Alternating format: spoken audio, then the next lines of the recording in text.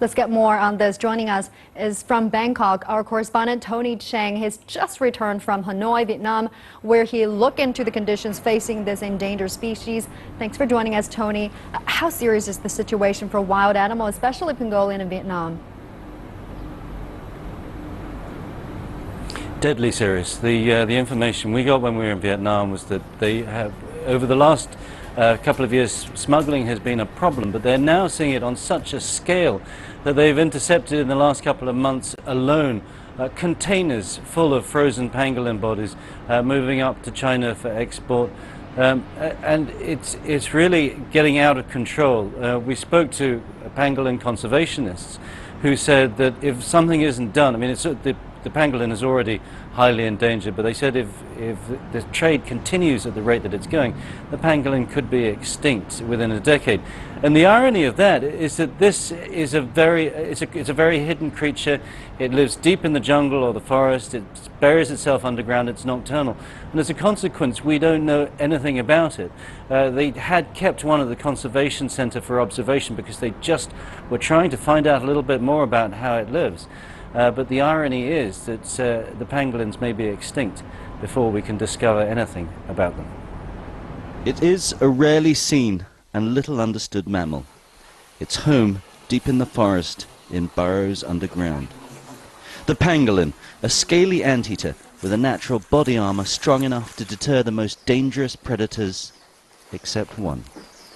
Like a tiger or lion. However, it's difficult to get to eat pangolin because they are curved like a bow and very strong. Sometimes the predator cannot open the pangolin, but the real predator is human. Very little is known about these shy nocturnal animals, but they're a delicacy on restaurant tables in Vietnam and China, selling for as much as $500 a kilo. Their rough scales are also used in traditional medicine, although with no scientific backing. The pangolin is so sought after. It's considered the most widely trafficked animal in the world, critically endangered and facing extinction. This is Lucky, the pangolin, one of the 20 or so residents here at the conservation center. But he is a permanent fixture here. He's been here for nearly 8 years now. And the reason is because the scientists here wanted a case study. So little is known about these endangered animals that they wanted to learn a little bit more before they're possibly gone forever.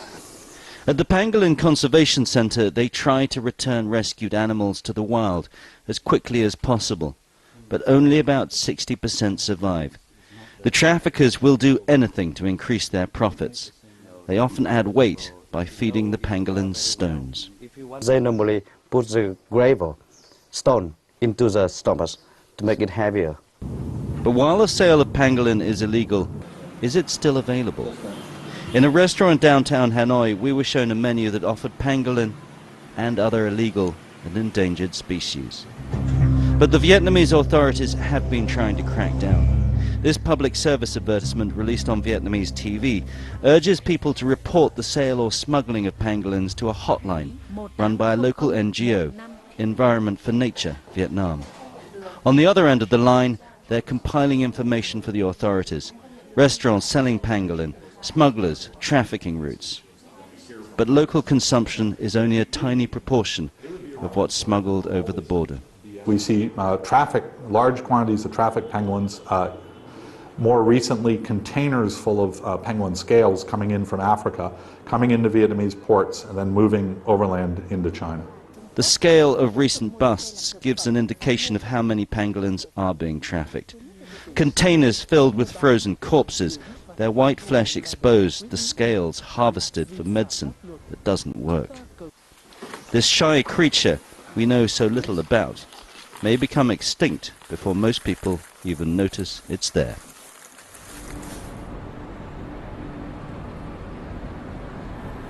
Well, they're clearly working very hard in Vietnam to try and shut down that industry, but as you can see, pangolin is still available, and they know that those smuggling routes are still, Vietnam is still a shipping point and a source of pangolins that are being consumed both in Vietnam but also across the border to the north.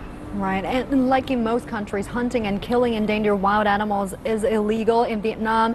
But how can restaurants put them on the menu? I mean, how come so many people make a living from this business without being investigated? Well, in part because the profits are enormous. In Vietnam, the pangolins are selling for about $350 a kilo. Up in China, they can collect as much as 500. The scales are also very valuable. Those are used separately in traditional medicines. They're thought to help women in the lactation process, although there is no scientific process, no scientific proof that actually works. It's still, the pangolin products are still getting a huge amount of money. We did hear from that environmental protection group that the Vietnamese authorities are doing what they can. They said that the hotline they'd set up had actually proved to be very effective, and they were closing down a lot of places. But I think while there are such enormous profits in the trade, it's bound to continue, albeit further underground than it is at the moment.